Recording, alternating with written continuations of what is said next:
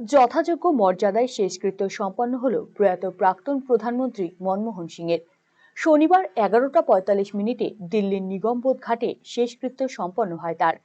এদিন সকালে দিল্লিতে এআইসিসির সদর দফতরে প্রয়াত নেতাকে শেষ শ্রদ্ধা জানান সোনিয়া গান্ধী, রাহুল গান্ধী, প্রিয়াঙ্কা গান্ধী, মল্লিকার্জুন খাড়গে সহ কংগ্রেসের শীর্ষ নেতৃত্ব। এরপর প্রয়াত প্রাক্তন প্রধানমন্ত্রীর নিথর দেহ নিয়ে সকাল 9:30টায় কংগ্রেসের সদর দপ্তর থেকে শুরু হয় শেষ যাত্রা। বিদায় মনমোহন, চোখের জলে শেষ যাত্রায় দিল্লির রাজপথে নামে মানুষের ঢল। কংগ্রেসের সদর দফতর থেকে বের করে মনমোহনের পার্থিব দেহ শেষকৃত্যের জন্য নিগমবোধ ঘাটে নিয়ে যাওয়া হয়।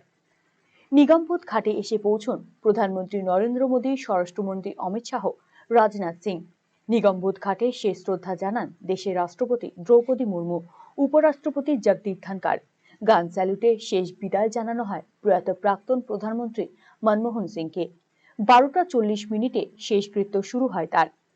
শেষকৃত্যের স্থানে মনমোহনের স্মৃতিসৌধ তৈরির জন্য কেন্দ্রের কাছে আবেদন জানিয়েছিল কংগ্রেস এবং প্রয়াত নেতার পরিবার। তবে স্মৃতিসৌধ তৈরির জন্য জায়গা দেওয়ার সিদ্ধান্ত কেন্দ্র নিলেও সেই জন্য কিছুটা সময় লাগবে বলে জানিয়ে দেয় কেন্দ্রের মোদী সরকার।